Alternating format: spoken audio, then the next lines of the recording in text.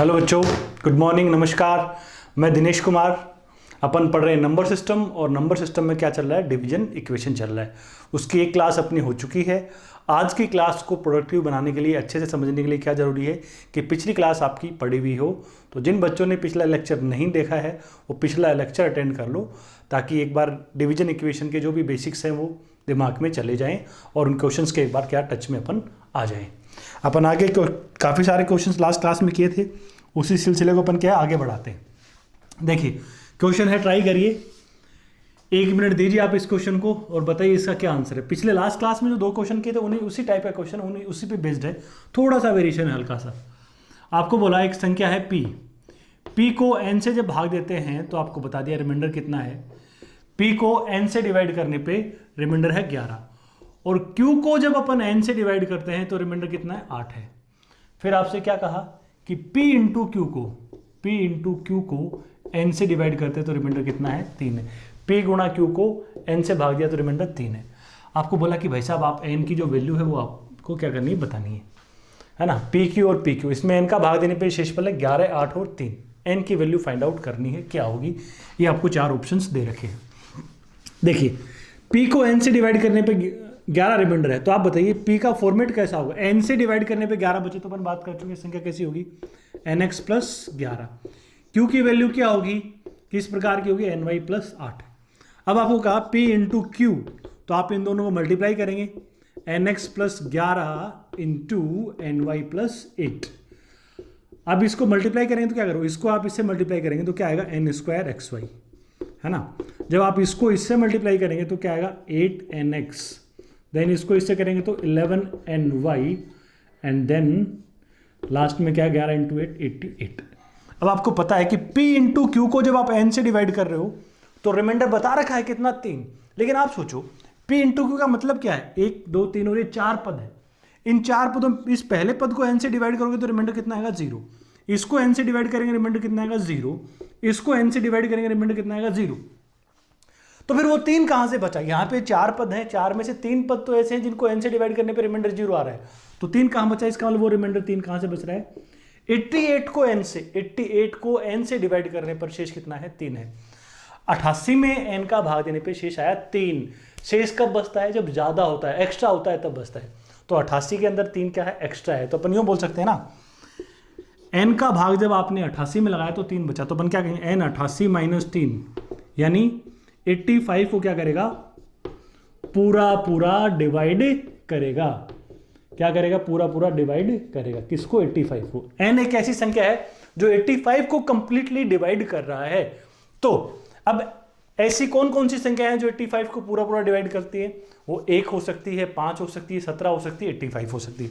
85 को डिवाइड करने वाली संख्या कई सारी हैं, लेकिन आपको एक चीज पता है, n से डिवाइड करने पर 11 बचता है, 8 बचता है, 3 बचता है। तो आप यूं तो कह सकते हो ना कि n की वैल्यू हमेशा क्या होगी, 11 से बड़ी होगी। संख्या हमेशा शेषफल से बड़ी होती है ना। 8 से ही बड़ा होगा, 3 से भी होगा। लेकिन जब आप लिख देते हो ना कि n 11 से बड़ा है, तो आपको 8 और 3 को कंसीडर करने की जरूरत ही नहीं है, क्योंकि जो चीज 11 से बड़ी है वो 8 और 3 से तो वैसे ही बड़ी होगी ना। तो n 11 से बड़ा है। तो आप बताइए 11 से बड़ी संख्या, 11 से बड़ी संख्या जो 85 को डिवाइड करे, 11 से बड़ी संख्या जो 85 को डिवाइड करे, वो कौन होगी, वो 17 या 85 होगी। कौन होगी, 17 या 85, क्योंकि 5 और 1 तो 11 से क्या है, छोटे। तो n के क्या क्या वैल्यूज होंगी, 17 या 85 n की वैल्यूज हो सकती है। इन दोनों में से कोई सा भी हो सकता है। अब एग्जैक्ट नहीं बोल सकते कि ये होगा कि ये होगा, इसके लिए कुछ ना कुछ और जानकारी अपन को चाहिए। फिलहाल और कोई जानकारी है नहीं, तो n की वैल्यू 17 भी बोल सकते हैं, 85 भी बोल सकते हैं। या तो आप ऐसे करो, या पिछली क्लास को आप याद करो एक बार। अपन पहले भी n से डिवाइड कर रहे हैं, फिर n से डिवाइड कर रहे हैं, और इनके मल्टीप्लिकेशन को भी n से डिवाइड कर रहे हैं, तो n की कनेक्टिविटी तो अपन को मिल ही गई। तो अपन यहाँ पे फिर इस फॉर्मेट में संख्या मानने के बजाय डायरेक्ट ही मान लेंगे। कैसे कि माना, लेट डायरेक्ट p बराबर 11 एंड q बराबर 8। ये आपको ध्यान रखना है कि n की वैल्यू 11 से क्या होगी, बड़ी होगी, है कि नहीं। p और 11 शेषफल को ही क्या मान लिया अपन ने, डायरेक्ट संख्या मान लिया। तो p इंटू क्यू कितना बोलोगे, 11 इंटू 8, 88। और 88 में जब अपन n का भाग लगा रहे हैं तो रिमाइंडर कितना है, रिमाइंडर 3 है। तो अपन क्या कहेंगे, n क्या करेगा, 88 में n का भाग देने पर शेष 3 है, तो है ना 88 माइनस 3, 85 को क्या करेगा, पूरा पूरा डिवाइड करेगा। n 85 को पूरा पूरा डिवाइड करेगा। अब बताओ n 11 से बड़ा है और n 85 को पूरा पूरा डिवाइड कर रहा है, तो वापस अब तो यही लाइन बोलेंगे ना, 11 से बड़ी संख्या जो 85 को डिवाइड करे वो कौन होगी? द नंबर विल बी 17 और 85। n का मान 17 या 85 हो सकता है। 11 से बड़ी संख्या है जो 85 को डिवाइड करेंगे वो दो ही है, कौन? 17 और 85। तो ये अपना जवाब है। इसको आप नोट करिए, ये भी आपको नोट करना है। बेसिक्स बहुत ज़रूरी है। जहाँ जुगाड़ नहीं लगेगा वहाँ आपको बेसिक से ही सोचना पड़ेगा। यही रास्ता दिखाएगा। जहाँ नया कुछ क्वेश्चन होगा या घुमा के पूछ लेगा वहाँ पे। अगला देखो, अगला सेम इसी तरह क्वेश्चन, बस हल्का सा जो पूछी गई चीज़ है उसको थोड़ा सा और घुमा दिया है। करिए, आधा मिनट का टाइम है आपके पास इस क्वेश्चन के लिए। आधे मिनट में बहुत आराम से आप इस क्वेश्चन का जवाब दे सकते हो। क्या बोला? ए बी दो संख्याएं हैं, उनमें डी का भाग दिया है। ए में जब डी का भाग लगाया तो रिमाइंडर कितना है? 18 है। और बी में जब डी का भाग लगाया तो रिमाइंडर कितना है? 7 है। और ए इंटू बी को डी से डिवाइड किया तो रिमाइंडर कितना है? 6 है। तो आपको क्या बताना है? डी के बारे में बताना है। डी की मैक्सिमम वैल्यू बतानी है। डी की कौन सी वैल्यू? मैक्सिमम। डी की मैक्सिमम वैल्यू क्या होगी? डी का अधिकतम मान क्या होगा? डी की मिनिमम वैल्यू क्या होगी? मिनिमम वैल्यू क्या होगी? और डी की पॉसिबल वैल्यूज हैं वो बतानी है। डी की पॉसिबल वैल्यूज क्या क्या होंगी? डी के जो संभावित मान हैं वो क्या क्या हो सकते हैं, ये अपन को बताना है। तो क्वेश्चन तो पिछले क्वेश्चन जैसा डिट्टो ही क्वेश्चन है, बस ये जो पूछी गई चीज़ है उसको हल्का सा और मॉडिफाई कर दिया। तो आप बताइए, क्या अपन डायरेक्ट सीधा रिमाइंडर्स को संख्या मान के नहीं चलेंगे क्या? इसमें पहले भी डी से डिवाइड करें, फिर डी से, और फिर आगे भी डी से। तो डायरेक्ट क्या करेंगे अपन? लेट ए बराबर कितना? 18, बी बराबर कितना? 7। अब यहाँ पे अपन को ये ध्यान रखना कि डी की जो वैल्यू होगी वो 18 से क्या होगी? बड़ी होगी। संख्या शेषफल से बड़ी होगी। ए इंटू बी जब आप करेंगे, ए इंटू बी करते ही जो वैल्यू आएगी वो क्या आएगी? 126। और 126 को डी से भाग देने पर शेषफल कितना है? 6 है। 126 में डी का भाग देने पर शेषफल 6 है। शेषफल कब बचता है? ज़्यादा होता है तब बचता है। तो यहाँ 6 ज़्यादा है, तो अपन क्या कहेंगे? डी जो है वो क्या करेगा? वो 126 माइनस 6, 120 को पूरा पूरा डिवाइड करेगा। डी 120 को कंप्लीटली डिवाइड करेगा, कंप्लीटली विभाजित करेगा। डी एक ऐसी संख्या है जिसका भाग 120 में पूरा पूरा जाएगा। अब 120 में बहुत सारी संख्याओं का क्या जाता है? भाग जाता है। 1 2 3 4 5 6 8 है, 10 है, 12 है, 15 है, बहुत सारी संख्याएं हैं। लेकिन आपको ये कहा है कि डी से भाग देने पर कहीं 18 बचा हुआ, रिमाइंडर 18 रहा हुआ, तो ये बात आप बोलोगे कि डी की वैल्यू 18 से तो क्या होगी? ज़्यादा ही होगी। तो आप बताइए 18 से बड़ी कौन कौन सी संख्याएं हैं जो 120 को डिवाइड करती हैं? 18 से बड़ी संख्याएं जो 120 को डिवाइड करती हैं वो कौन? बोले, एक तो 20 हो जाएगा, एक 24 हो जाएगा, 30 हो सकता है, 40 हो सकता है, 60 हो सकता है और 120 हो सकता है। तो डी की ये वैल्यूज हो सकती हैं। डी के मान ये हो सकते हैं 20, 24, 30, 40, 60 और 120। तो डी की पॉसिबल वैल्यूज कितनी आ गई? डी के कितने संभावित मान हैं?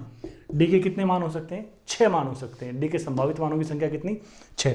डी की मिनिमम वैल्यू क्या हो जाएगी? डी का सबसे छोटा मान क्या बोलेंगे?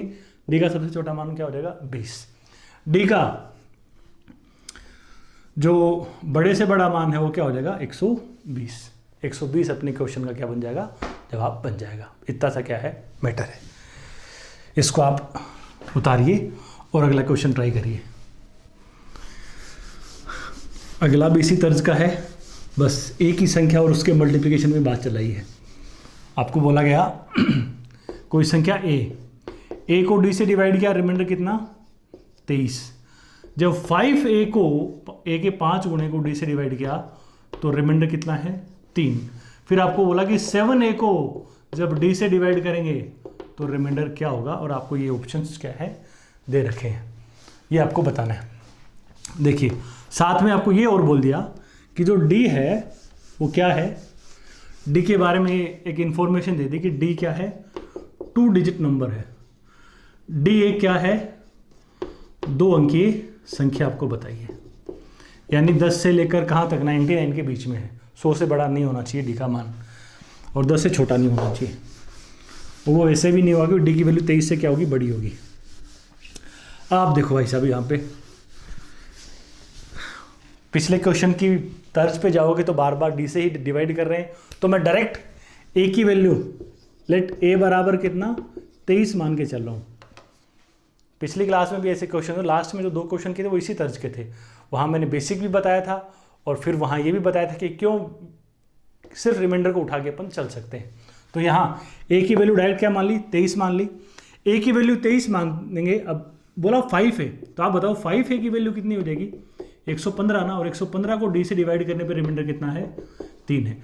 115 को डी से डिवाइड करने पर शेषफल 3 है, तो आप क्या कहेंगे, डी जो है वो क्या करेगा, 115 माइनस 3 यानी 112 को पूरा पूरा डिवाइड करेगा। डी 112 को पूरा पूरा डिवाइड करेगा। डी 112 को पूरा पूरा डिवाइड करेगा। डी ऐसी संख्या है, लेकिन ये भी पता है, लेकिन अपन ये जानते हैं कि डी की वैल्यू 23 से क्या है, बड़ी है। 23 से बड़ी और डी 2 अंकों में है। तो 112 को डिवाइड तो बहुत सारी संख्याएं करती है, 1 2 4 है, 7 है, 14 है, 16 है, 28 है, लेकिन आपको 23 से बड़ी संख्याएं लेनी है। तो 23 से बड़ी संख्याएं कौन कौन सी हैं, जो 112 को डिवाइड करती हैं। डी 112 को डिवाइड करेगा, नहीं 122 का फैक्टर होगा, गुणनखंड होगा। तो 23 से बड़ी कौन कौन सी संख्या है, 28, 56 और 112। ठीक है, लेकिन आप 112 नहीं ले सकते, 23 से बड़ा तो है, लेकिन 112 कितने अंकों में चला गया, 3 अंकों में चला गया। आपको बोला डी 2 ही अंकों की संख्या है, तो डी का मान या तो 28 होगा या क्या होगा, 56 होगा। डी की वैल्यू 28 या क्या होगी, 56 होगी। डी की वैल्यू अपन को पता लगी। अब आपको बोला क्या है, आपका क्वेश्चन क्या है, आपको बोला कि 7a को आप बोलो ए की वैल्यू 23 लेके चल रहे हो, तो 7a क्या होगा, 7 गुणा 23 161। अब बोलो 161 को डी से डिवाइड करना है, तो डी 28 भी हो सकता है और 56 भी हो सकता है। तो 161 को 161 को 28 से डिवाइड करोगे तो रिमाइंडर कितना आएगा, 21 आएगा, या तो रिमाइंडर 21 होगा। और यदि 161 को आप डी की वैल्यू 56 लेके चलते हो, 161 अपॉन 56 करोगे तो रिमाइंडर कितना आएगा, 49 आएगा। तो आपके क्वेश्चन का आंसर क्या होगा, 21 या 49 दोनों हो सकते हैं। एग्जैक्ट अपन नहीं बोल सकते कौन सा होगा, 21 भी हो सकता है और 49 भी हो सकता है। तो डी अपना क्या होगा, प्रॉपर जवाब होगा इस क्वेश्चन का। इसको आप नोट कर दो। और अगला क्वेश्चन कुछ ज़्यादा ही आसान है, ज़्यादा कोई दिमाग लगाने की ज़रूरत नहीं है, जल्दी से बता दीजिए क्या है।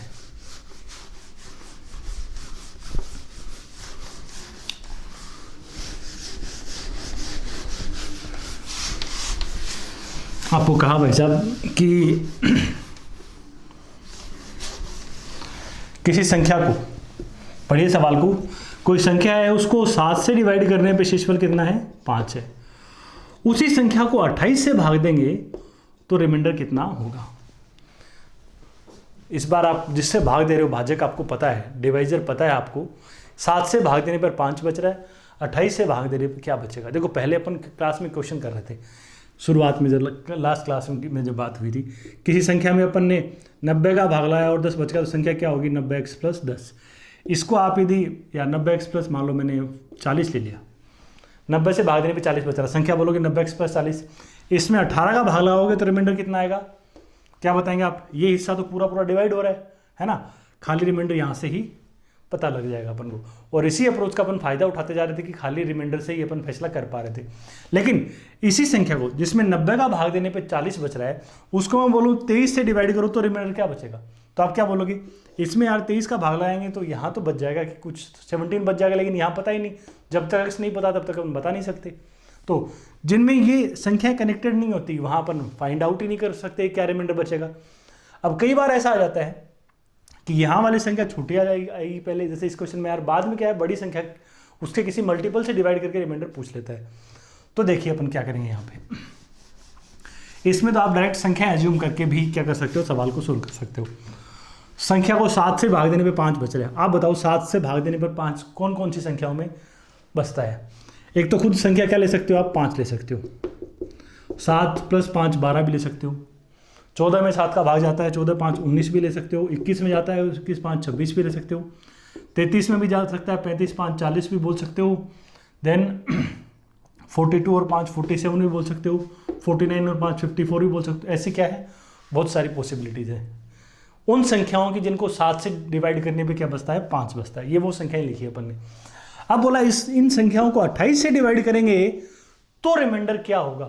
तो आप देखिए, इसको 28 से डिवाइड करेंगे तो 5 ही बचेगा, यहाँ 12 ही बचेगा, है ना, यहाँ 19 बचेगा, यहाँ 26 बचेगा। 33 को 28 से डिवाइड करो वापस क्या आ जाएगा, 5। 40 को डिवाइड करो वापस रिमाइंडर क्या आ जाएगा, 12।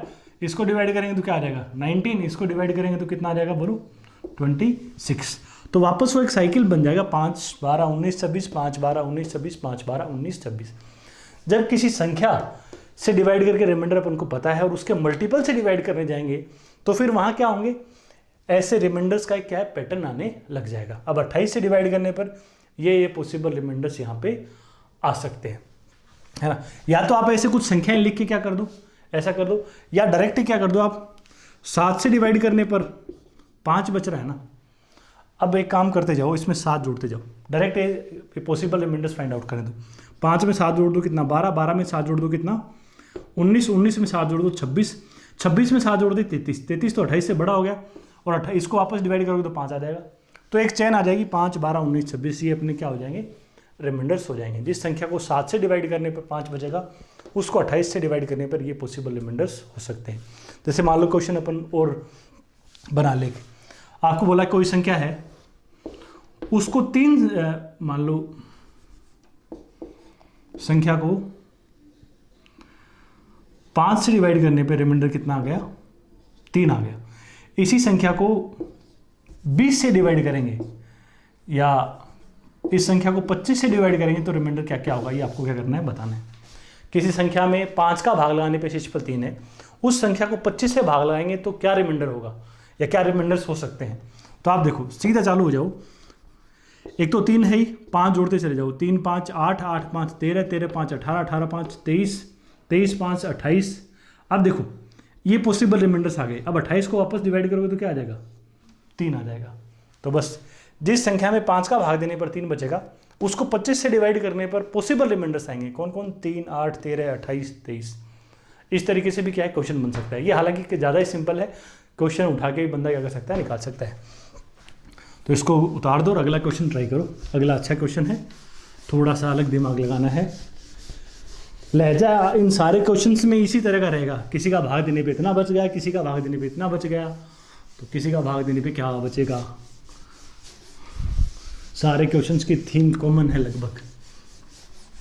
देखिए अगले क्वेश्चन में क्या कहा आपको, एक संख्या है, बताइए उस संख्या को जब आप 120 से डिवाइड कर रहे हो तो रिमाइंडर कितना बताया, 52 बता दिया। किसी संख्या में 120 का भाग लगाने पर रिमाइंडर कितना है, 52 है।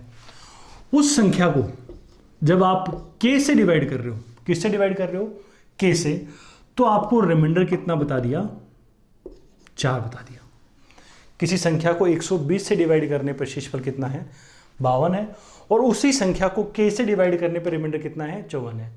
When a number is divided by 120, the remainder is 52, and when the number is divided by k, the remainder is 4. तो फाइंड k, k की जो वैल्यूज है वो क्या करनी है, आपको फाइंड आउट करनी है। देखिए आप, या k का मान क्या हो सकता है वो आपको बताना है। n को 120 से डिवाइड करने पर 52 बच रहा है, तो आप n के बारे में तो निश्चिंत होकर बोल सकते हैं n बराबर क्या होगा, 120x प्लस 52 होगा। सोचने की जरूरत ही नहीं ना। अब दोबारा देखो, आप 120 का रिलेटिव नहीं है कि पता ही नहीं के को ने पूछा है अपन से, तो अपन को बेसिक से चलना पड़ा। संख्या 120x प्लस 52 मानी।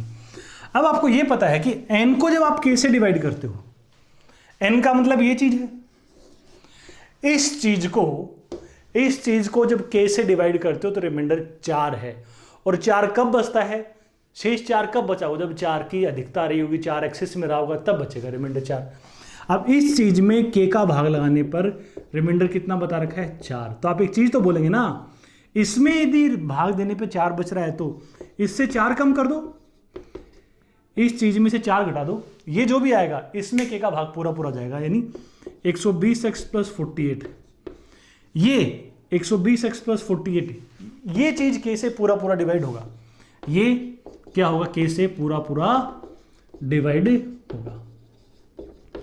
120x प्लस 48 k से क्या होगा, पूरा पूरा डिवाइड होगा। अब k ऐसी संख्या है जो इस चीज को क्या करेगी, पूरा पूरा डिवाइड करेगी। अब थोड़ा इसको और सुलझाओ।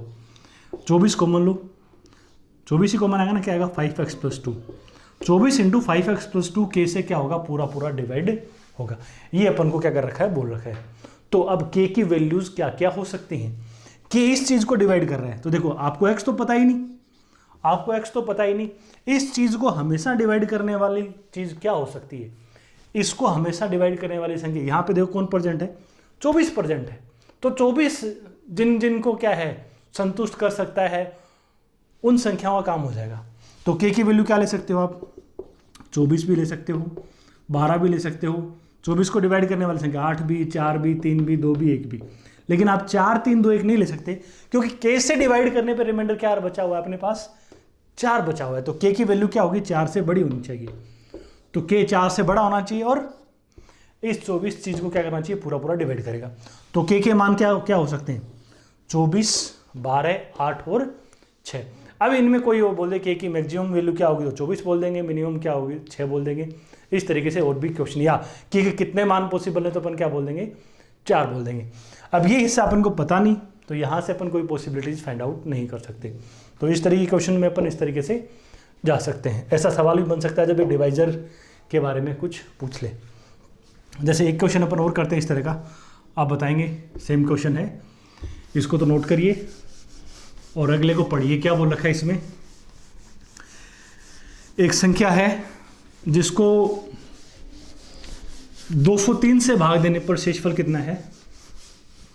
एक संख्या को 203 से भाग देने पर शेषफल कितना बता दिया। कोई संख्या है, पता नहीं क्या है, जिसमें 203 से डिवाइड कर रहे हैं तो रिमाइंडर कितना है 95, मान लो ये बोला आपको। और इस संख्या को जब आप d से डिवाइड करने गए तो रिमाइंडर कितना मिल गया, 8 मिल गया। इस संख्या को d से डिवाइड करने गए तो रिमाइंडर 8। आपको बोला भाई साहब d के बारे में आपके विचार क्या होंगे, d का मान बताइए, find the value of d। तो आप देखिए n वो संख्या ऐसी है जिसको 203 से डिवाइड करने में 95 बच रहा है, तो आप निसंकोच बोल सकते हो that number will be 203x + 95, है ना। Number will be 203x + 95। अब यहां ध्यान दीजिए कि इस चीज को 203x + 95 को जब d से भाग करने गए तो रिमाइंडर कितना बचा, 8 बचा। इस चीज को d से भाग दिया तो 8 बचा, तो अपन क्या बोलेंगे, इसमें से 8 घटा दो, 203x + 95 - 8, यानी 203x + 87। ये जो चीज है ये क्या होगा, ये d से पूरा पूरा डिवाइड होगा। ये क्या होगा, d से पूरा पूरा डिवाइड होगा। ये चीज़ d से पूरा पूरा डिवाइड होगी। अब आप बताओ, यहाँ ये एग्जैक्ट तो कोई संख्या है नहीं, तो इसमें थोड़ा सा अपन कॉमन निकालेंगे। 29 कॉमन, 29 इंटू कितना बोलो, 29 × 7 होता है ना, 7x प्लस कितना 3। अब d जो है वो इस चीज़ को पूरा पूरा डिवाइड करेगा, d 29 × 7x + 3 को डिवाइड करेगा। अब देखो 7x + 3 के बारे में तो कुछ भी नहीं कर सकते, ये 7x + 3 क्या है, ये तो x पे डिपेंड करेगा। x 0 तो ये चीज़ 3 है, x 1 है तो ये 10 है, x 2 हो जाएगा तो 17 हो जाएगा, x 3 हो जाएगा तो 24 हो जाएगा, बदल ली x की अकॉर्डिंग वैल्यू। तो ये तो कोई फैसला करेगी नहीं। तो अपन क्या बोलेंगे, d इस चीज़ को डिवाइड कर रहा है, तो अपन ये बोल सकते ना, d कैन बी, d क्या होगा, d 29 को डिवाइड करेगा। d किसको डिवाइड करेगा, 29 को डिवाइड करेगा। और d 29 को डिवाइड कर रहा है तो अपन क्या कहेंगे, d या तो 29 होगा या क्या होगा, 1 होगा। लेकिन d का मान 1 नहीं हो सकता। 1 क्यों नहीं हो सकता, क्योंकि यहाँ d से डिवाइड करने पे शेषफल 8 बचा है। तो d के बारे में ये तो कहेंगे d का मान 8 से तो क्या होगा, d का मान भैया 8 से तो बड़ा ही होगा ना। d का मान 8 से बड़ा है तो अपन ये बोलेंगे कि d की वैल्यू निश्चित ही क्या होगी, 29 हो जाएगी। इस तरीके से अपन जा सकते हैं। तो ये थोड़ा सा अपन को क्या करना है, ध्यान रखना है। इसमें बेसिक्स या ऐसे काम में देखो, यहाँ 29 कॉमन आया, कोई बच्चा डायरेक्ट रिमाइंडर 95 मान के चल लेता ना कि n = 95, तो 95 - 3 8 करता 87। अब 87 के फैक्टर्स तो भैया खुद 87 भी है, 29 भी है ना। तो 87 ये एक्स्ट्रा क्या आ जाता, अपने पास संख्या बन के आ जाती है। लेकिन 87 क्या है, इस हिस्से को डिवाइड नहीं कर पा रहा है, तो अपन 87 को नहीं लिख सकते, अपन क्या लेंगे, 29 ही लेंगे। तो इसलिए पिछले क्वेश्चन और इस क्वेश्चन में क्या है, बेसिक की क्या पड़ रही है, जरूरत पड़ रही है। वहाँ जब डिवाइजर्स क्या थे, सेम थे ना, यहाँ वाला डिवाइजर यहाँ वाला डिवाइजर, तो कोई दिक्कत नहीं थी, डायरेक्ट रिमाइंडर लेके अपन बढ़ सकते थे। इसको उतारो और अगला सवाल ट्राई करो। अच्छे से पढ़िए सवाल को, पढ़ने में अच्छे से आ गया, सोच गए तो इसी तरह का कुछ है, तुरंत आप जवाब दे पाएंगे।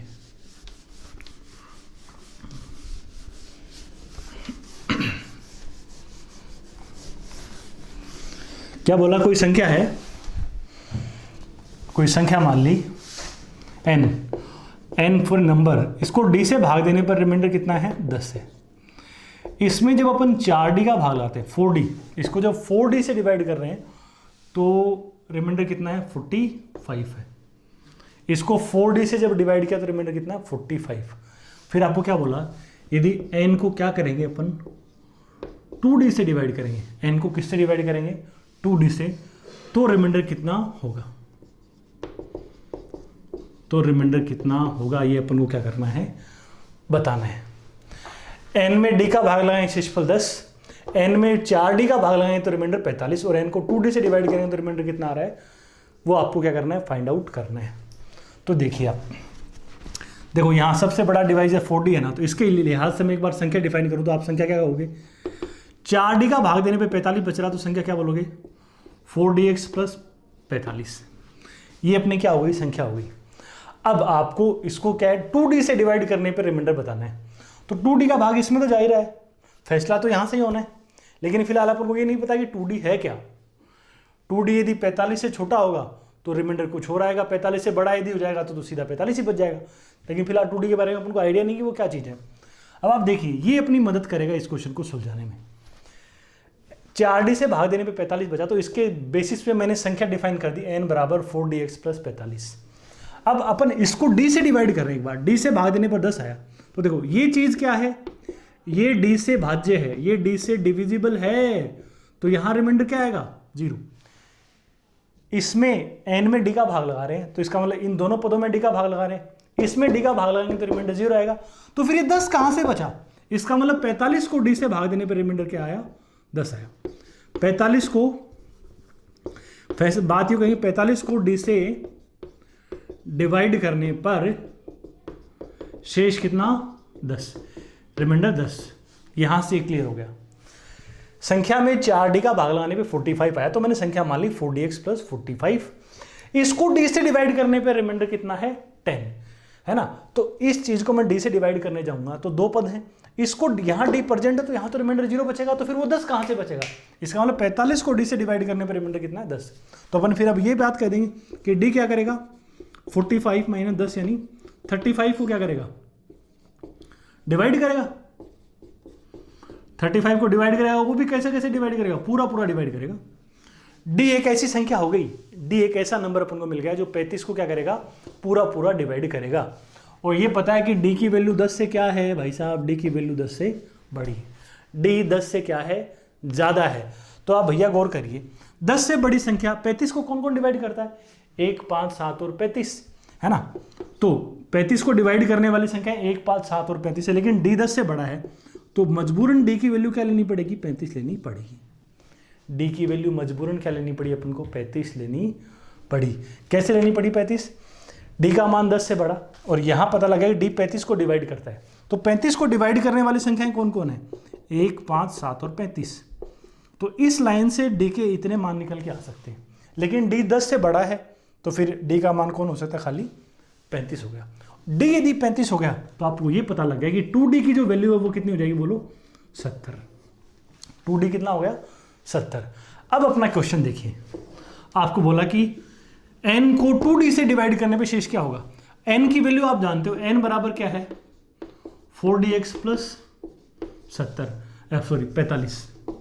ये n की वैल्यू है 4dx प्लस 45। आप गौर करो, आप इसको 70 से डिवाइड करो, 2d से डिवाइड कर रहे हो या यूं बोलो आप इसको 70 से डिवाइड कर रहे हो, बात तो एक ही है। तो आप या तो यहाँ d का वैल्यू यहाँ रख दो, या यूं बोलो कि ये 4d है तो 2d से तो डिवाइड होगा ही होगा, रिमाइंडर क्या बचना है? 0। 4d हमेशा 2d से डिवाइड होगा, या आप 2d को 70 कहते हो तो 4d को आप क्या कहोगे? 140 भी तो कहोगे इसको। तो ये हिस्सा तो 70 से डिवाइड करने पर रिमाइंडर क्या देगा? 0 देगा। तो आप बताओ, अब 45 को 2d से डिवाइड करना है, 45 को यानी 70 से डिवाइड करना है। अब 70 तो क्या है? 45 से बड़ी संख्या है, 70 45 से बड़ी संख्या, तो यहां बोलो रिमाइंडर कितना आ जाएगा? 45 आ जाएगा। तो इस संख्या को 2d से जो डिवाइड करेंगे n को 2d से डिवाइड करेंगे तो अपने सवाल का जवाब क्या मिल जाएगा अपन को, 45 मिल जाएगा। 45 ही अपना क्या है, आंसर है। वापस देख लो क्या किया मैंने। क्वेश्चन था n में d का भाग देने पर रिमाइंडर कितना है, 10 है। n को 4d से भाग देने पर रिमाइंडर 45 है और n को 2d से डिवाइड करने पर रिमाइंडर कितना है, वो अपन को बताना है। तो मैंने यहां से बड़ी वाली संख्या से डिफाइन कर लिया कि n की वैल्यू 4dx प्लस 45, ये n की वैल्यू है, इस लाइन से डिफाइन किया। अब n को d से भाग देने पर शेष 10 है, तो n का मतलब ये प्लस ये है, ये चीज d से पूरा पूरा डिवाइड हो रही है, तो जो 10 बचेगा वो 45 को d से भाग देने पर ही बचेगा। 45 को d से भाग देने पर शेष 10 है, तो क्या कहेंगे कि d का भाग 45 माइनस 10 यानी 35 में क्या जाएगा, पूरा पूरा जाएगा। 35 में पूरा पूरा जाएगा। d 10 से बड़ी संख्या है। 10 से बड़ी कौन कौन सी संख्या आप जानते हो जो 35 को डिवाइड करती हैं, तो खुद क्या हो गई 35। तो d की वैल्यू ही पता लग गई अपन को 35। d 35 है तो 2d क्या हो जाएगा 70। 2d 70। अब सवाल ये कि n में जब 2d का भाग देंगे तो शेष पर क्या बचेगा, तो n का मतलब क्या 4dx प्लस 45 है, इसमें 2d का भाग लगाना है। तो देखो यहाँ 4d है तो 2d का भाग तो जाएगा ही जाएगा, तो यहाँ तो रिमाइंडर बचेगा 0। अब 45 को 2d से भाग लगाना है, यानी 45 को 70 से भाग लगाना है। अब 45 से बड़ा है 70, तो छोटी संख्या को बड़ी से डिवाइड करते हैं तो पूरी की पूरी क्या बच जाएगी, रिमाइंडर बच जाएगी। तो 45 ही अपने क्वेश्चन में क्या हो जाएगा, जवाब बन जाएगा। ये अपना आंसर है। अगला क्वेश्चन कर दो तुरंत, सेम क्वेश्चन है इसी तरह का, तुरंत आंसर बताइए। आप आधे मिनट का टाइम ले सकते हो इस सवाल के लिए, बस आधे मिनट से ज़्यादा नहीं लगाना है।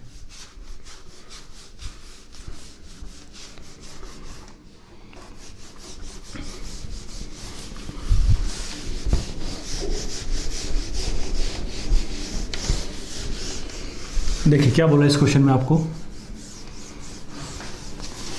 एक संख्या है, कोई संख्या n को 2d से डिवाइड किया तो रिमाइंडर कितना है 13। n को जब 2d से डिवाइड किया तो रिमाइंडर कितना है 13 है, और जब n को 6d से डिवाइड किया तो रिमाइंडर कितना है 53 है ना। फिर आपको बोला कि n को यदि आप 3d से डिवाइड, n को क्या करोगे 3d से डिवाइड करोगे, n को जब आप 3d से डिवाइड करेंगे तो रिमाइंडर कितना होगा। इस तरीके से सवाल बता दिया। कोई संख्या है जिसके अंदर 2d का भाग देने पर रिमाइंडर 13 है, जब उसे 6d से डिवाइड करें तो 53 है रिमाइंडर, और 3d से डिवाइड करेंगे तो रिमाइंडर क्या होगा ये बताना है अपन को।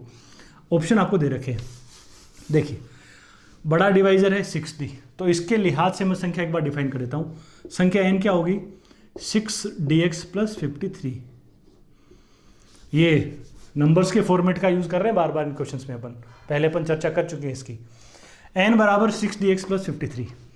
अब देखो n में 2d का भाग लगाना है, 2d का भाग लगाना है तो रिमाइंडर 13 आपको पता है। देखो इस हिस्से को आप 2d से डिवाइड करोगे तो पता है ना रिमाइंडर कितना आना है 0, क्योंकि 6d 2d से डिवाइड होगा तो रिमाइंडर 0 बचेगा। तो फिर ये 13 कहां से बचेगा, इसका मतलब आप इस 53 को, ये तो d 2d से भाज्य है ही है, इस पूरी चीज को n को 2d से डिवाइड करने पर रिमाइंडर 13 है। n का मतलब ये चीज है, ये हिस्सा रिमाइंडर 0 दे रहा है, तो फिर बचेगा कहां से 13, इसका मतलब 53 को 2d से डिवाइड करने पर शेष पर कितना 13 आएगा। यो बोल सकते हैं 53 को 2d से डिवाइड करने पर, 53 को 2d से डिवाइड करने पर रिमाइंडर कितना 13। 53 को 2d से डिवाइड करने पर रिमाइंडर 13 है, रिमाइंडर 13 यानी 13 एक्स्ट्रा है, तो अपन क्या कहेंगे 2d जो है 2d है वो क्या करेगा 53 माइनस 13 यानी 40 को पूरा पूरा क्या करेगा डिवाइड करेगा। 2d क्या करेगा 53 माइनस 13 40 को क्या करने वाला है पूरा पूरा डिवाइड करने वाला है। ये आपको एग्जाम में क्या लिखना नहीं होता, ये तो क्या फिलहाल समझने के लिए है। आप अभी पढ़ रहे हैं, फिर रिवीजन करते टाइम क्या है आपके पास पूरा कंप्लीट लिखा हुआ तो समझने में आसानी होगी, इसलिए अपन लिख रहे हैं। करने में तो अपन क्वेश्चन के बाद बताऊंगा कितना करने वाला काम कितना का इस तरह के क्वेश्चन में। अब 2d क्या है 40 को पूरा पूरा क्या कर रहा है डिवाइड कर रहा है। अब 2d के बारे में क्या पता है 2d जो है वो 13 से बड़ा है, भाजक हमेशा रिमाइंडर से क्या होता है बड़ा होता है, 2d 13 से बड़ा है। अब 13 से बड़ी, अब 2d 40 को पूरा पूरा डिवाइड कर रहा है, तो आप बोलो 13 से बड़ी संख्या कौन कौन सी है जो 40 को डिवाइड कर सकती है। 2d का मान क्या हो सकता है 2d बराबर या तो क्या होगा 20 होगा या फिर क्या होगा 40 होगा। 2D बराबर या तो 20 होगा या फिर क्या होगा 40 होगा। यानी D बराबर क्या होगा, D बराबर या तो 10 होगा या फिर क्या होगा 20 होगा। 2D बराबर 20 या 40 होगा, D बराबर क्या होगा 10 या 20। और D बराबर 10 या 20 है तो आप खुद बताइए 3D क्या होगा, बोलो। D का मान 10 या 20 है तो 3D क्या होगा 30 या 60। 3D की वैल्यू क्या होगी 30 या 60 में से कोई एक होनी है। अब आपको बोला क्या है, n को 3D से डिवाइड करने पर रिमाइंडर कितना होगा। n को 3D से डिवाइड करने पर n बराबर क्या है 6dx + 53। अब भाई साहब आप गौर करना ध्यान से, n को 3D से डिवाइड करने जा रहे हैं। 3D देखो 6dx को 3D से डिवाइड करेंगे तो रिमाइंडर कितना ना 0। या तो d का मान रख के डिवाइड कर लो तो भी 0 मिलेगा, या 6d है तो 3D से डिवाइड होगा ही होगा। तो जो भी रिमाइंडर मिलेगा वो यहां से मिलेगा। अब आपको 53 को 3D से डिवाइड करना है। 3D का मतलब क्या है, 3D का मतलब या तो 30 है, तो आप बोलो 53 को आप 30 से डिवाइड करेंगे तो रिमाइंडर कितना आएगा 23। तो या तो रिमाइंडर क्या होगा 23 होगा। और यदि आप 3D की वैल्यू 60 लेके चलते हो तो आप 53 को 60 से डिवाइड करेंगे तो आप बताइए रिमाइंडर क्या हो जाएगा 53 हो जाएगा। तो क्वेश्चन का आंसर क्या होगा, n को 3D से डिवाइड करने पर रिमाइंडर या तो 23 होगा या 53 होगा। यदि कुछ और एक्स्ट्रा जानकारी देता है कि d की वैल्यू 50 से छोटी है या ऐसी कोई रेंज बता देता है बड़ी है तो अपन फिर एक संख्या उठा के और आगे जवाब दे पाते। ये अपना सवाल हुआ, इसको आप नोट करिए, है ना। और ये देख बहुत यदि समझ में आए हुए ना तो ये क्वेश्चन ऐसे हैं कि आप इनको बिल्कुल चुटकी में 10-15 सेकंड के अंदर अंदर सोल्व कर सकते हो। इस तरह के क्वेश्चन है, लेकिन समझ में आने के बाद, समझ में आए हुए तो कोई टेंशन नहीं है। करने वाला काम कितना था इस क्वेश्चन में, ये तो चलो आप एक बार नोट करें। मैं ये बता रहा हूं कि करना कितना था। क्वेश्चन तो आपके पास लिखा हुआ ही होता है, 6D से डिवाइड करने पे 53 तो संख्या आप बोलोगे 6dx + 53। 2D का भाग लगा रहे हो तो यहाँ तो रिमाइंडर बचेगा 0, तो फिर वो तेरा काम बचा इसमें बचा। यानी 2D है वो 40 को पूरा पूरा डिवाइड कर रहा है, 2D 13 से बड़ा है तो 2D क्या होगा या तो 20 होगा या फिर क्या होगा 40 होगा। D क्या होगा, D 10 होगा या 20 होना है। 3D क्या होना है बोलो, या तो 30 या फिर क्या 60। अब 3D का भाग यहाँ लगाना है तो 3D का भाग इस पद में तो जा ही रहा है। 53 में 30 का भाग लगाओ या तो 23 बच जाएगा रिमाइंडर, या यदि 60 का भाग लगाओगे तो क्या बच जाएगा 53 ही बच जाएगा। बस हो गया।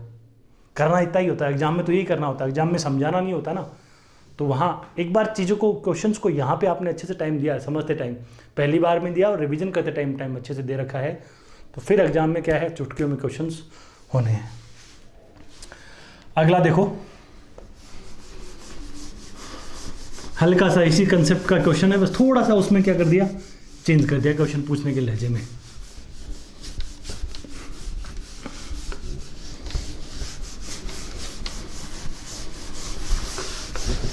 पढ़िए सवाल को, क्या बोला, n को इसमें डायरेक्ट ही बोल दिया कि n को क्या करने पर, n को इस संख्या n को d से डिवाइड करने पर रिमाइंडर कितना है 11 है, और n को जब 2d से डिवाइड कर रहे हैं तो रिमाइंडर कितना है 30 है। और फिर आपको बोला कि 2n को d से डिवाइड करेंगे तो रिमाइंडर कितना होगा, ये आपसे पूछ लिया। n में d का भाग दिया रिमाइंडर 11, n को 2d से डिवाइड किया रिमाइंडर 30, और 2n को d से डिवाइड किया तो रिमाइंडर कितना होगा ये आपको बताना है। देखो बड़ा डिवाइजर 2d है तो यहाँ से मैं संख्या डिफाइन कर दूँ, n बराबर क्या लिखोगे 2d + 30, ये करेंगे बिल्कुल ऑलमोस्ट पीछे वाले जैसा, ये कुछ भी चेंज नहीं है, बस अपन इसलिए कर रहे हैं कि 2-3 क्वेश्चन ताकि खोपड़ी में क्या है चला जाए कंसेप्ट।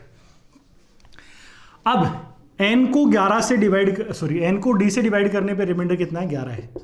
देखो यहाँ तो d का भाग पूरा पूरा ही जाएगा ना, मैंने 2d + 30 लिख दिया, ये 2dx + 30 भाज्य बराबर भाजक इंटू भागफल प्लस शेषफल। भाजक पता है, शेषफल पता है, ये भागफल पता नहीं होता इसलिए अपन x मान लेते हैं। तो ये 2d वाला पद तो रिमाइंडर क्या देगा 0 देगा। तो n को d से डिवाइड करने पे रिमाइंडर बच रहा है 11। n के 2 हिस्से हैं, ये हिस्सा पूरा पूरा डिवाइड हो रहा है तो यहां से मिलेगा ना रिमाइंडर, यहां से रिमाइंडर 11 मिलेगा। तो अपन क्या बोलेंगे 30 में d का भाग देने पर, 30 को d से भाग देने पर शेष कितना है, 30 को d से भाग देने पर शेष कितना है 11 है। 30 को d से भाग देने पर शेष 11 है तो अपन क्या कहेंगे d जो वो क्या करेगा 30 - 11 यानी 19 को पूरा पूरा डिवाइड करेगा। d एक ऐसी संख्या है जो 19 को पूरा पूरा डिवाइड करेगी।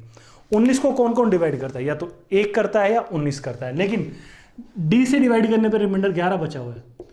d से बड़ा, d जो है वो 11 से क्या होगा, बड़ा होना चाहिए। तो आप बताओ d 19 को पूरा पूरा डिवाइड करता है और d 11 से क्या है, बड़ा है। सो d मस्ट बी क्या, 19। d की वैल्यू पक्का ही क्या होगी, 19 होगी। d के बारे में फैसला होगा कि d का मान क्या है, 19 है।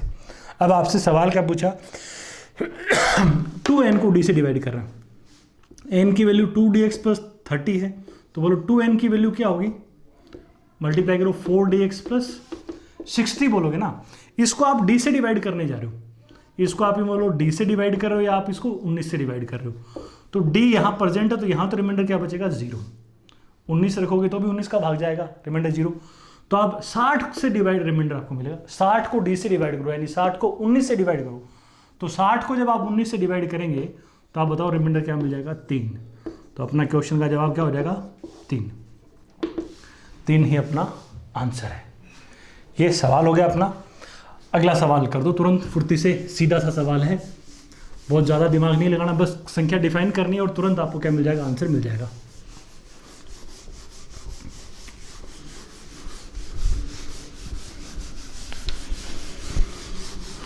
पढ़िए सवाल को, क्या कह रखा है कि 13 का कोई मल्टीपल है, 13 का मल्टीपल है, 13 के गुणज को 13 के मल्टीपल को 13 के गुणज को किससे भाग देने पर, 7 से भाग देने पर भागफल कितना बता दिया, भागफल m बता दिया और शेषफल कितना बता दिया, आपको शेषफल बता रखा है कितना, 5। कोसेंट क्या है, 5 है। ओ सॉरी, कोसेंट कितना है, m है और रिमाइंडर कितना है, 5 है। 13 के एक multiple, when a multiple of 13 is divided by 7 the quotient is m and remainder is 5। अब क्या बोला, find the remainder when 42m is divided by 13। 42m को जब 13 से डिवाइड करेंगे तो रिमाइंडर क्या होगा, 42m में 13 का भाग लगाना है, तो शेष आपको क्या मिलेगा, ये आपको क्या करना है, बता देना है। आप बताइए, कोई 13 का मल्टीपल है तो वो क्या लिखा जाएगा, 13 के 13 का मल्टीपल है, 13 के गुणा में एनेबल संख्या, 13 गुणा 1, 13 गुणा 2, 13 गुणा 3, ऐसा, तो 13 गुणा समथिंग लिखेंगे 13 के। अब उस संख्या में 7 का भाग देने पर m बच रहा है ना, किसी संख्या में 7 का भाग देने पर भागफल m है और शेषफल 5 है, m बच नहीं रहा, m भागफल शेष, 7 का भाग देने पर ये भागफल ही शेषफल, तो क्या बोलते हो, भाज्य बराबर भाजक इंटू भागफल प्लस क्या लिखोगे, शेषफल लिखोगे। तो 13 का मल्टीपल बराबर क्या होगा, 7m प्लस 5। आप बोलो 7m की वैल्यू यहाँ से क्या आएगी, 7m बराबर क्या होगा, 13k माइनस क्या लिखोगे, 5 लिखोगे। इसी तरीके से लिखेंगे ना।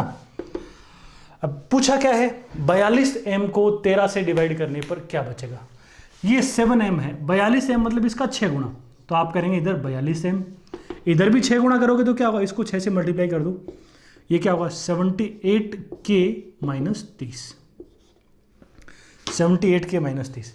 अब बोला 42m को 13 से डिवाइड करना है ना, इसको 13 से डिवाइड करना और रिमाइंडर क्या होगा, आप बताओ। इस 42m का मतलब यही तो चीज़ है।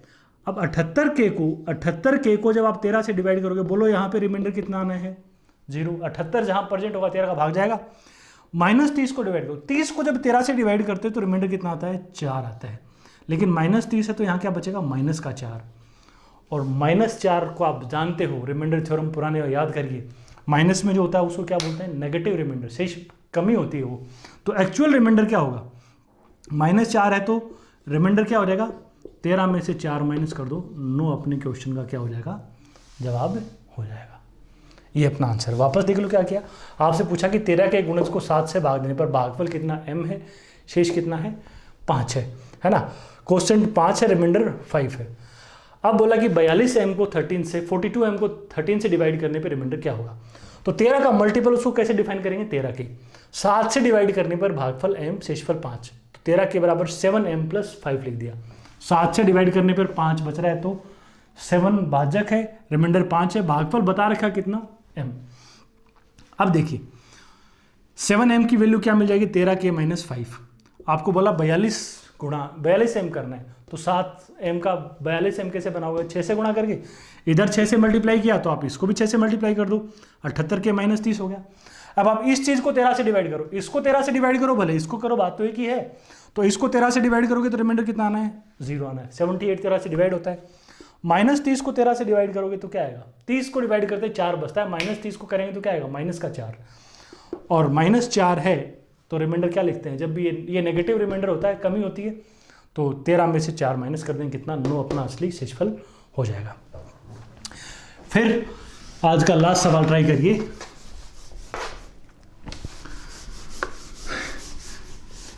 सीधा सा क्वेश्चन, ये भी थोड़ा सा हल्का, इसी से मिलता जुलता कंसेप्ट है। लास्ट में बताइए कि आपका जवाब होगा। बोल क्या रखा आपको इस क्वेश्चन में, ए और बी क्या है, दो धनात्मक पूर्णांक है, 2 पॉजिटिव इंटीजर्स हैं। ए और बी क्या है, 2 पॉजिटिव इंटीजर्स, दो धनात्मक पूर्णांक है। किस प्रकार है कि ए बी से क्या है, बड़ा है, ये आपको बता रखा है। दो धनात्मक पूर्णांक ए और बी। आपको ये बोला कि 3a प्लस 4b को 3a प्लस 4b को जब किससे डिवाइड करते हैं, 3a प्लस 4b को जब 11 से डिवाइड करते हैं तो रिमाइंडर कितना है, 9 है। 3a प्लस 4b में जब 11 का भाग लगाएंगे तो रिमाइंडर कितना है, 9।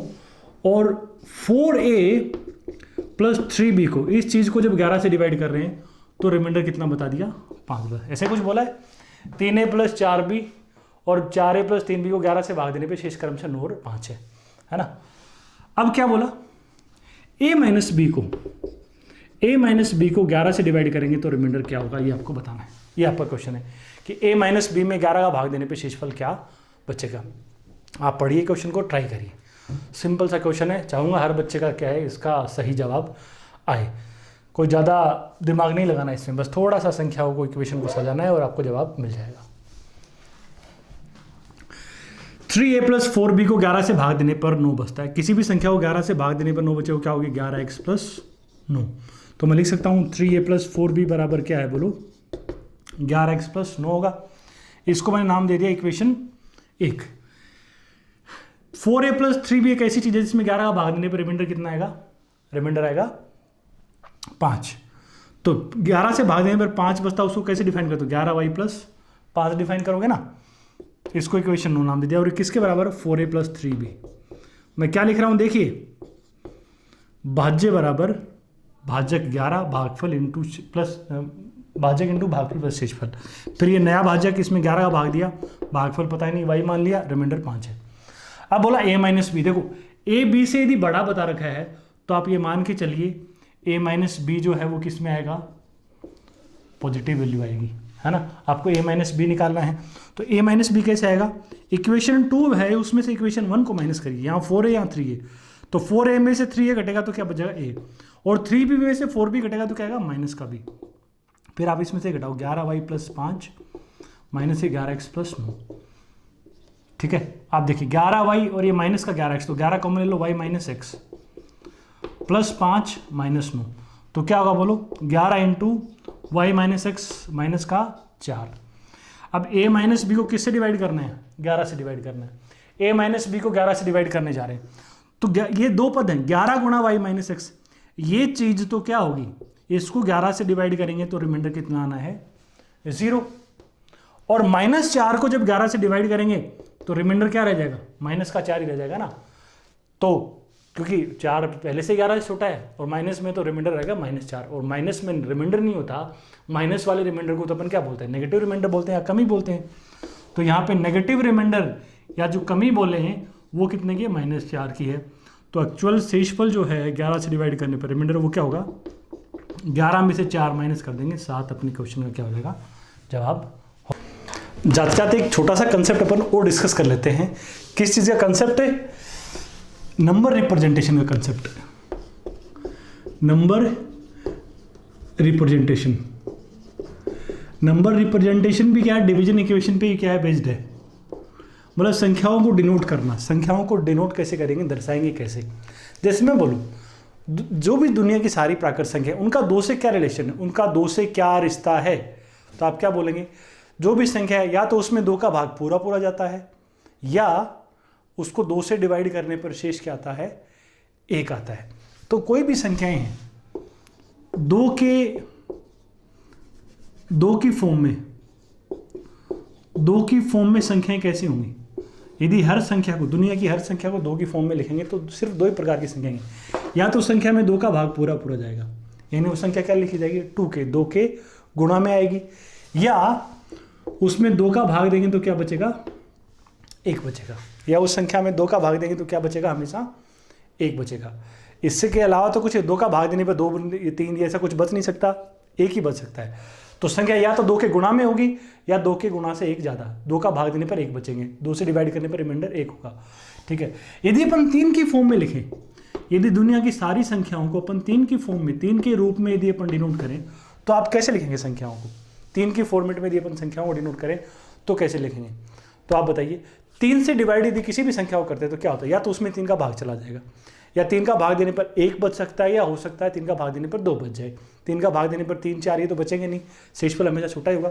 तो या तो संख्या 3 से पूरा पूरा डिवाइड होगा, यानी 3 के गुणा में होगी, या 3 से डिवाइड करने पर रिमाइंडर 1 बचेगा।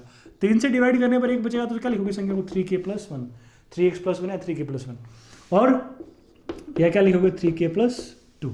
3 से डिवाइड करने पर 3 या 4, उससे ज़्यादा बचेगा नहीं कुछ। यदि 4 की फॉर्म में लिखे संख्याओं को, यदि संख्याओं को 4 की फॉर्म में लिखें तो क्या होगा? तो संख्या 4 से पूरा पूरा डिवाइड होगी, या 4 से भाग देने पर 1 बच सकता है, या 4 से डिवाइड करने पर 2 बच सकता है, या 4 से डिवाइड करने पर क्या बच सकता है? 3 बच सकता है। 4 से डिवाइड करने पर 4 नहीं बचेगा, रिमाइंडर हमेशा छोटा होता है। यदि 5 की फॉर्म में लिखें अपन संख्याओं को तो क्या होंगे? या तो संख्या 5 के का मल्टीपल होगी, या 5 से डिवाइड करने पर 1 बचेगा, या 2 बचेगा, 3 बचेगा, 4 बचेगा, ऐसा लिख सकते हैं ना। यदि 6 के फॉर्म में संख्याओं को लिखें तो आप क्या लिखोगे? या तो संख्या 6k होगी, या 6k+1 होगी, या 6k+2 होगी, या 6k+3 होगी, या 6k+4 होगी, या 6k+ क्या होगी? 5 होगी। 6 का भाग देने में 5 तक बच सकता है, या तो 0 बचेगा, या 1, 2, 3, 4, 5 ये पॉसिबिलिटीज़ हैं। 7 से लिखेंगे तो क्या लिखेंगे बोलो? या तो संख्या 7k होगी, या 7k+1 टाइप की होगी, 7 का भाग देने पर हो सकता है 1 बच जाए, या 7 का भाग देने पर 2 बच जाए, या 7 का भाग देने पर 5 बच जाए, या 7 का भाग देने पर क्या बच जाए? 6 बच जाए। इस तरीके से अपन संख्याओं को रिप्रेजेंट कर सकते हैं किसी संख्या के बेसिस पे। यदि 13 की फॉर्म में लिखे अपन संख्याओं को तो कैसे कैसे लिखें? 13k ले सकते हो, 13k+1 ले सकते हो, 13k+2 ले सकते हो, 13k+12 तक। 17 की फॉर्म में यदि संख्या को लिखें तो 17k हो सकता है, 17k+1, 17k+2, 17k+3, इस अलग अलग तरह की संख्याओं को ऐसे अपन लिख सकते हैं। तो ऐसे संख्याओं के बेसिस पे सारी संख्याओं को रिप्रेजेंट किया जा सकता है। अब अपन ये क्यों पढ़ रहे हैं कि एक तो क्या कई बार सीधा रिप्रेजेंट करवा सकता है तो ये चीज़ काम की आ सकती है, या प्राइम नंबर जो हैं उनका एक स्पेशल फॉर्मेट है। जैसे अपन बात करते हैं, अब आज अपन ने सम और विषम संख्याएं लिखी तो दुनिया की जो भी सारी सम संख्याएं थी ना, इवन नंबर्स जो थे, इवन नंबर्स किस प्रकार के थे? 2 के, 2 के गुणा में आने वाली संख्याएं। और विषम संख्याएं जो थी वो किस प्रकार की थी? वो किस प्रकार की थी? या तो 2k+1 या 2k-1। 2 का भाग देने पर या तो क्या है, 2 के मल्टीपल से 1 ज़्यादा या 1 कम है, ऐसे +-1 दोनों फॉर्मेट में लिख सकते हो आप, है ना। अब जो अभाज्य संख्याएं हैं उनमें भी क्या है, खास बात है, प्राइम नंबर्स जो हैं उनमें भी एक पॉइंट आप क्या है याद रख सकते हो, ये ध्यान रखना है। मैं लिख देता हूं पहले नोट। प्राइम नंबर्स की बात कर रहे हैं, प्राइम नंबर्स अभाज्य संख्याएं 2 व 3 को छोड़कर, ये मैं डायरेक्ट लिख रहा हूं, 2 व 3 को छोड़कर, बेरिंग 2 और 3, 2 और 3 को छोड़कर सभी प्राइम नंबर्स 6k+1 या 6k+5 टाइप के होंगे। दुनिया की जितनी भी अभाज्य संख्याएं हैं या तो 6k+1 या 6k+5, यानी जितनी भी अभाज्य संख्याएं हैं उनमें 6 का भाग देने पर या तो क्या बचेगा, 1 बचेगा, या 6 का भाग देने पर क्या बचेगा, 5 बचेगा। किसको छोड़? 2 और 3, 2 और 3 थोड़े से अलग तरह के प्राइम हैं, है ना। इनको छोड़कर जितनी भी अभाज्य संख्याएं आप जितनी भी उठाएंगे वो सब किस प्रकार की हैं, या तो 6k+1 टाइप की या 6k+5 टाइप की। 6 का भाग देने पर 5 बचे तो आप यूँ भी लिख सकते हो, नेगेटिव रिमाइंडर 6k-1 भी ले सकते हो। यानी कोई भी प्राइम नंबर है ना, प्राइम नंबर किस तरह का होता है, 6k+-1 टाइप का होता है। अभाज्य संख्या जो है ना वो दिखने में किस प्रकार की होगी, 6k प्लस माइनस 1 टाइप की होगी। किसको छोड़कर, 2 और 3 के अलावा, 2 और 3 के अलावा जितने भी प्राइम नंबर्स हैं वो या तो 6 का मल्टीपल प्लस 1 होगा या 6 का मल्टीपल माइनस 1। माइनस 1 का तो 6 का भाग देने पर 5 बचे। चेक कर लो आप भले, जैसे 7 को चेक करो, 7 में 6 का भाग देने पर क्या बचता है, 1 बचता है। 11 में 6 का भाग देने पर क्या बचता है, या तो 5 बचता है या -1 बोल सकते हो। 13 में देखो 6 का भाग देने पर क्या बच रहा है, 1 बच रहा है। 17 6 का भाग देने पर 5 बच रहा है या 18 में से 1 कम है। 19 6 का मल्टीपल प्लस 1 है। 23 क्या बोलो, 6 का गुणित 24, 24 से 1 कम है। 29 क्या बोलो, 30 से 1 कम। 31 30 से 1 ज़्यादा। 6 के मल्टीपल से 1 ज़्यादा या क्या होगा, 1 कम होगा। हाँ देखो ये तय है, यदि 2 और 3 को छोड़कर कोई भी प्राइम है वो इस प्रकार का होगा। किस प्रकार का, 6k प्लस 1 प्रकार का या 6k माइनस 1 प्रकार का ही होगा 2 और 3 को छोड़कर। लेकिन कोई संख्या इस फॉर्मेट की है तो ज़रूरी नहीं है कि वो प्राइम ही हो। यदि प्राइम है तो ये तय है कि वो ऐसा होगा, उसको आप ऐसा बोल सकते हो। लेकिन ऐसा है तो जरूरी नहीं कि आप उसको क्या बोल दो, प्राइम बोल दो। जैसे आप बोलो 25 है तो क्या ये 6k प्लस 1 टाइप का नहीं है क्या, 6 का भाग देने पर 1 बच रहा है, लेकिन अभाज्य तो नहीं है ना, अभाज्य संख्या नहीं है। 49 है, 49 को 6 से डिवाइड करो आप, 49 को आप 6 से डिवाइड करते हो तो क्या है, 6 का भाग देने पर 1 ही तो बच रहा है, अभाज्य नहीं है ना। तो ऐसा नहीं बोलना कि 6k प्लस 1 या 6k माइनस 1 होगा तो अभाज्य हो जाएगी ना, ऐसे नहीं करना है। क्या बोलना है, यदि प्राइम है तो अपन ये पक्का बोलेंगे वो 6k प्लस माइनस 1 टाइप का ही होगा। किसको छोड़कर, 2 और 3 को छोड़कर। हाँ ये 6k प्लस माइनस 1 कोई संख्या है तो आप ये पक्का नहीं बोल पाएंगे कि वो प्राइम होगी कि नहीं होगी। प्राइम है तो आप पक्का बोल सकते हो कि वो किस प्रकार का होगा, उसका format 6k plus minus 1, 6k plus 1 होगा या फिर 6k माइनस 1 होगा। इन दोनों में से कोई एक होगा, या तो 6k प्लस 1 या 6k माइनस 1, यदि प्राइम है तो। हाँ ऐसा है तो आप ये नहीं बोल सकते कि वो प्राइम पक्का ही होगा, जैसे अपन 25 और 49 की बात कर रहे हैं। अब इस रिप्रेजेंटेशन का क्वेश्चन किस तरीके से बन सकता है वो देखो, पढ़िए इस क्वेश्चन को और ट्राई करिए, इसको नोट कर लेना, ये नोट बहुत काम का है। अच्छा क्वेश्चन बन सकता है, एक तो अपन कर रहे हैं, बाकी एक आध सीट में आपको और मिल जाएगा, और भी कई जगह काम आ सकती है चीज़ें। जैसे आपको बोला, क्या बोला कि p एक प्राइम नंबर है, क्वेश्चन में बोला p क्या है, एक प्राइम नंबर है, और p क्या है, 13 से बड़ा है। p अभाज्य संख्या है और 13 से क्या है, बड़ा है। और इसको p स्क्वायर को क्या बोला, 12 से डिवाइड करना है और रिमाइंडर बताना है क्या होगा। p स्क्वायर को 12 से डिवाइड करके शेषफल बताना है क्या होगा। तो बताइए आप क्या होगा, ऑप्शन आपके पास दे रखे हैं, बताओ क्या जवाब होगा। देखिए यदि अपन इसको बात करें, 13 से बड़ा कोई प्राइम है, अपन जानते हो 13 हो कुछ भी हो, 2 और 3 के अलावा, 2 और 3 से बड़ा कोई भी प्राइम होगा ना। हर प्राइम संख्या किस प्रकार की होती है, 6k प्लस माइनस 1 प्रकार की होती है, 6k प्लस माइनस 1 टाइप की होती है। अब आपको इसका स्क्वायर करना है, p स्क्वायर करना, तो आप क्या करोगे, 6k प्लस माइनस 1 का क्या करोगे, स्क्वायर करोगे। तो आप क्या करोगे, इसका स्क्वायर करोगे तो 36k स्क्वायर होगा, प्लस लोगे तो प्लस 2ab 12k, माइनस लोगे तो माइनस आ जाएगा, और 1 तो प्लस का ही आना है। तो प्राइम का स्क्वायर इस तरह का आने वाला है। प्राइम जो 3 से बड़ा हो, यहाँ 13 से बड़ा बोल, हो सकता है किसी क्वेश्चन में 47 से बड़ा बोल दे, 100 से बड़ा बोल दे, कोई प्राइम नंबर कैसा ही बोल सकता है, वो बस बहकाने के लिए, इसका कोई यूज़ नहीं है। 2 और 3 से बड़ा कोई भी प्राइम होगा वो इस प्रकार का होगा। अब बोला इसको 12 से डिवाइड करो, रिमाइंडर क्या होगा, आप बताओ। इसको 12 से डिवाइड करेंगे, रिमाइंडर क्या आने वाला है, 0, क्योंकि 12% है। यहाँ भी 12%, रिमाइंडर क्या आएगा, 0। तो बताओ ना रिमाइंडर क्या आएगा, रिमाइंडर क्या बोलेंगे, रिमाइंडर आएगा 1।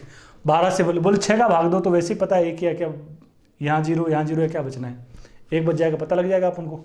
तो 3 का भाग दे गया तो भी क्या बचेगा, 1। बोले 2 का भाग लगाओ तो भी क्या बचेगा, 1।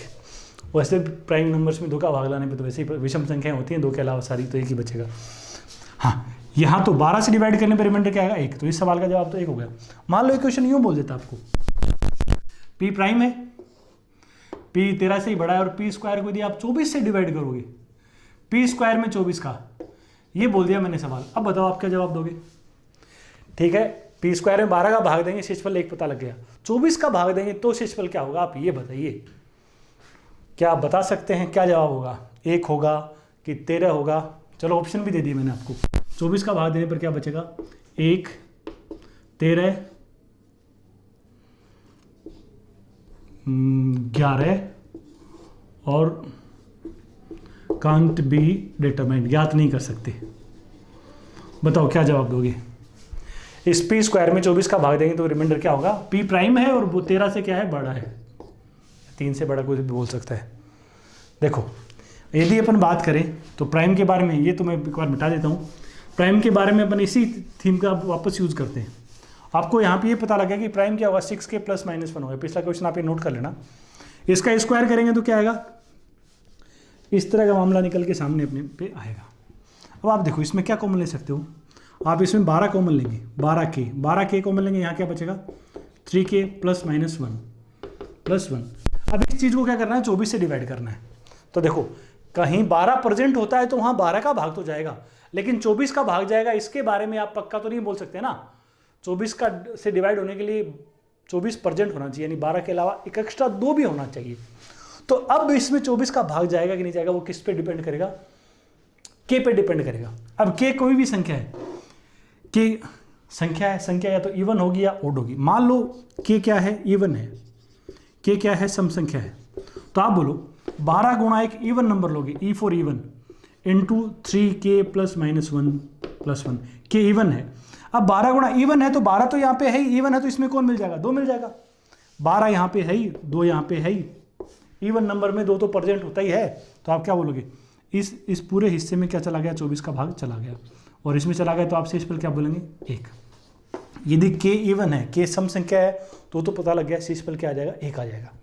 ठीक है, यदि ये के क्या हो? इवन हो तो। लेकिन यदि ओड हो तो क्या होगा? तो आप जरा गौर करना एक बार बेटा।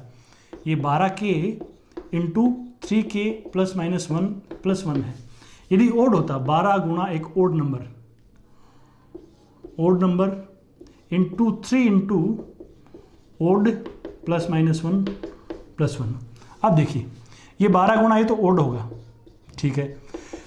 3 को एक ओड नंबर से करेंगे तो क्या आएगा? ओड ही नंबर आएगा। ये विषम गुणा विषम संख्या करते हो तो रिजल्ट ओड आता है, तो ये चीज आएगी ओड। और ओड में जब भी एक जोड़ते हो या एक घटाते हो तो क्या बन जाता है? इवन। तो 12 गुणा ओड इंटू इवन + 1 है, तो 12% है। इवन आ गया तो 2 भी % है, तो इसमें 12 है और यहाँ पे 2 है, तो 12 गुणा 2% होगा, मतलब कौन हो गया? 24 से डिवाइड हो जाएगा। 24 से डिवाइड होगा तो क्या बोलोगे? रिमाइंडर। यहाँ तो 0 बचेगा, तो रिमाइंडर कितना आएगा? 1 आएगा। तो कोई फर्क नहीं पड़ता, के इवन है तो भी रिमाइंडर 1 आएगा, के ओड है तो भी रिमाइंडर क्या आएगा? 1 आएगा। तो सवाल का जवाब ज्ञात कर सकते हैं। सवाल का जवाब क्या होगा? 1। ये तो इस क्वेश्चन का क्या हो गया? बेसिक हो गया। यदि अब एग्जाम में क्या है, ऐसा थोड़ी ना है कि अपन इतना क्या टाइम दे रहे होंगे, इतना विचार कर रहे होंगे। इस तरह के क्वेश्चंस में तो आप यूं भी जा सकते हो क्या? जैसे अपन को बोला कि 13 से बड़ा प्राइम नंबर है, तो आप प्राइम नंबर क्या उठा लो? 13 से बड़ा 17 उठा लो। 17 का स्क्वायर कर दो, कितना? 289।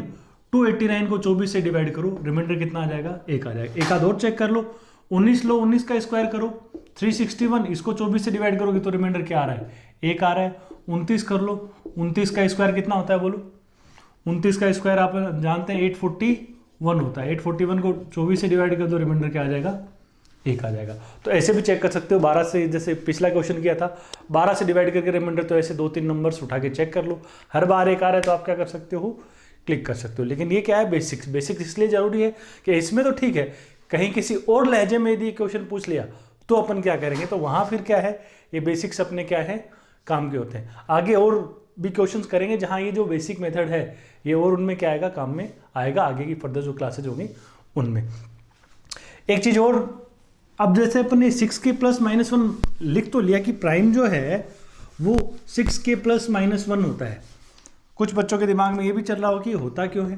प्राइम को बोल दिया कि 6k + -1 होगा। 6 का मल्टीपल उससे 1 ज़्यादा 1 कम, या यूँ बोले 6 का भाग देने पर 1 बचेगा, या 6 का भाग देने पर क्या बचेगा? 5 बचेगा। तो बस ये लास्ट जोर देख लेते हैं अपन इसकी, क्यों प्राइम इसी फॉर्मेट का होता है। देखिए 6 के हिसाब से यदि अपन संख्याएं लिखें, 6 के हिसाब से दुनिया की जितनी भी संख्याएं उनको डिनोट करें तो क्या होगी? या तो संख्या 6 का मल्टीपल होगी, या 6 का भाग देने पर 1 बचेगा, या 6 का भाग देने पर 2 बचेगा। अभी थोड़ी देर पहले अपन बात कर ही रहे थे, 3 बचेगा, 4 बचेगा, या फिर क्या बचेगा? 5 बचेगा। 6 के हिसाब से यदि संख्याओं को अपन लिखेंगे तो संख्याएं हमेशा क्या होंगी? इस प्रकार की होंगी, है ना। अब देखिए 6 के प्राइम नंबर नहीं हो सकता है 6 गुणा समथिंग। 6 ही प्राइम नंबर नहीं है तो 6 गुणा समथिंग तो वैसे ही प्राइम नहीं होगा, ठीक है। इसकी ये हो सकता है विषम संख्या है, फिलहाल कुछ बोल नहीं सकती।